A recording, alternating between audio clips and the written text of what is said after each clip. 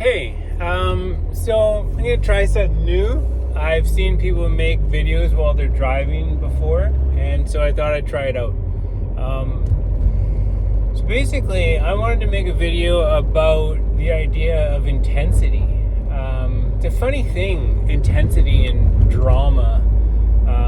It seems like some people enjoy creating it, feeding it, and some people feed off of it. I've certainly seen it with, I just came from the gym and there's like somebody listening to some like conspiracy theory stuff or like, what do you call it? Just people talking really loud, really fast, and all the things that are said are really for shock value and for impact, and it's like, truth bombs, the kind of thing that it's like, this is what you need to know.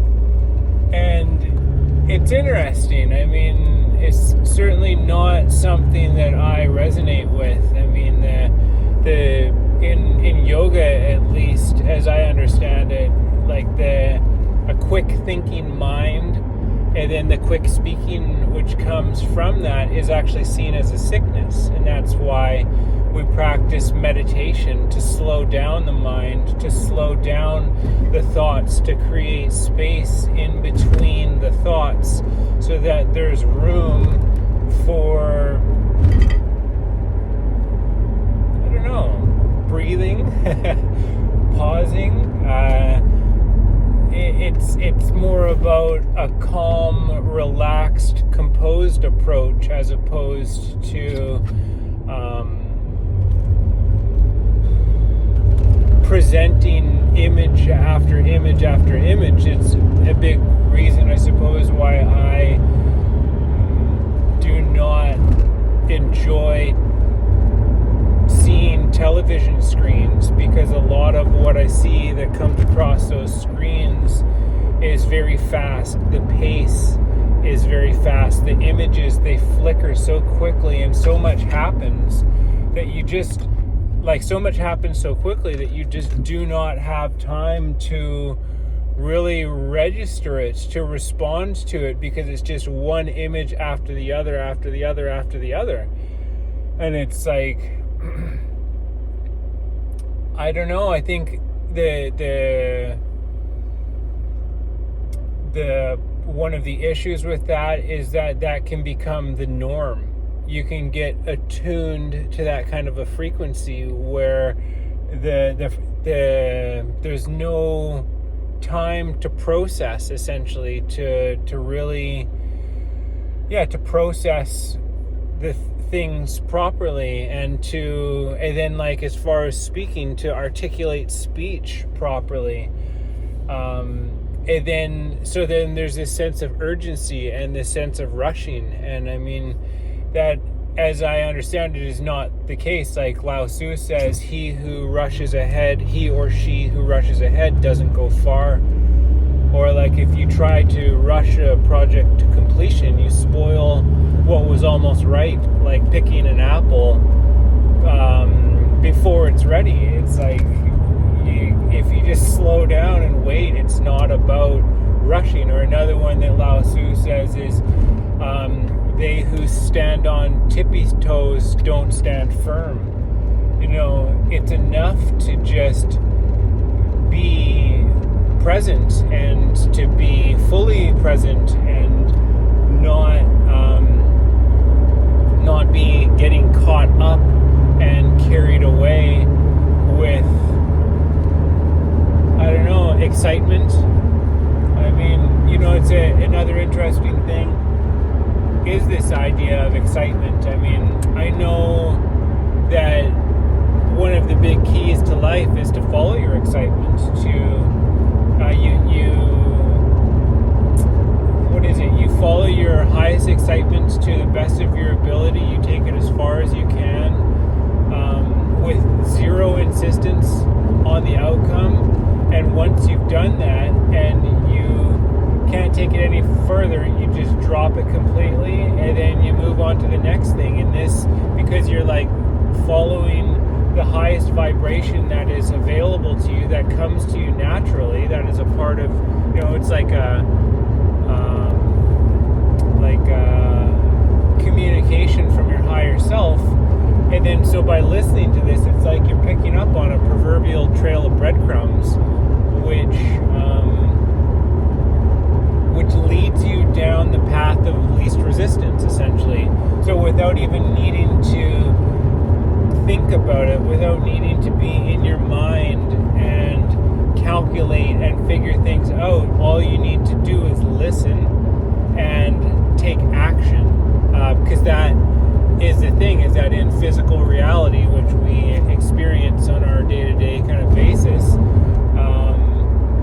action is the language. It is you might have inclinations for doing things, inspirations, that kind of stuff, but it is action which grounds the circuit, because it's like a energetic thing, it's an electrical thing. So it's very important to take action. So like excitement, absolutely, but the idea is not to get excited, like not to, it's to recognize excitement and to respond to excitement, but in a calm and collected manner, not by getting worked up, not by getting hyper, by getting manic, and then essentially, because they say that the capacity for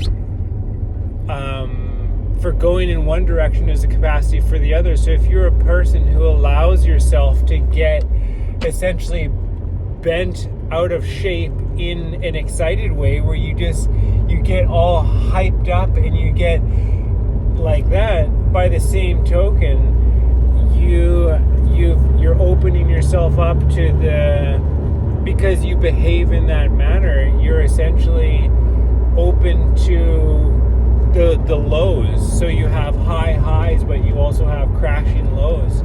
And this is something that I have experienced for myself.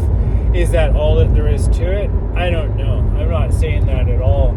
I'm just kind of attempting to share some of the awareness that I have regarding this subject, and certainly including some of my own personal experiences, because I think I used to pride myself on how excited that I would get about things, and I would get giddy, and I would like not blow things out of proportion, but I don't know, I mean, like, I would get excited about stuff. And I have also been prone to depression in my life too, but the more that I study and the more that I practice these spiritual practices, it's about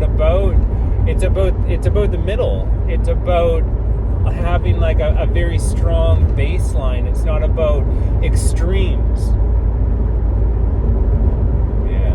So, and I tell you, that's something that you can count on with me, is that like, if you do watch these videos, it's never going to be coming from a place of intensity and shock value. The things that I say aren't for impact, and it's my thing is gentleness and slowness and kindness and mindfulness and heart-based, and not just looking at things on the surface and freaking out about them or getting upset.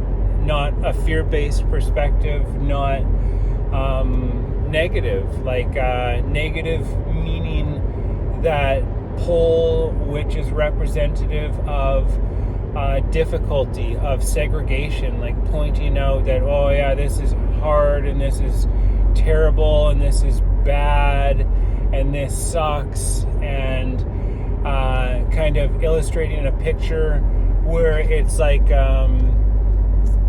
say like to do like maybe like with the government or something like that, like an us and them kind of mentality. So a segregative sort of approach or way of presenting information that's not at all what resonates with me. And so yeah, I guess that's why I thought that it would be good to make this video, just to say that that's certainly a thing that I see a lot of, the negativity, and certainly the intensity, and where it comes from.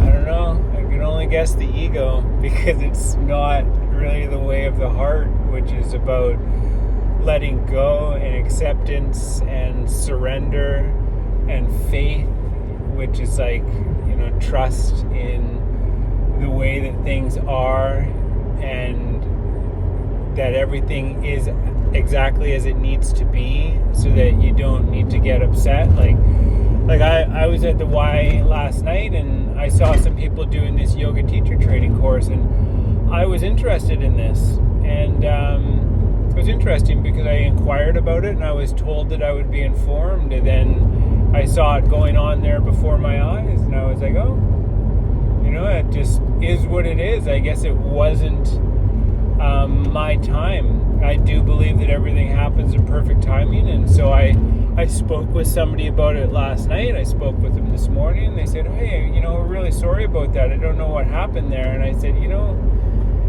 it is what it is. You can get bent out of shape about it. You can get upset, but it doesn't really help anything.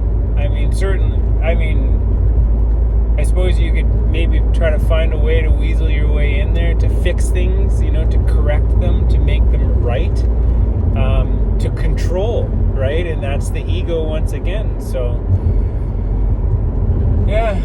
I certainly enjoy life in a more relaxed and happy, joyful manner. So, yeah.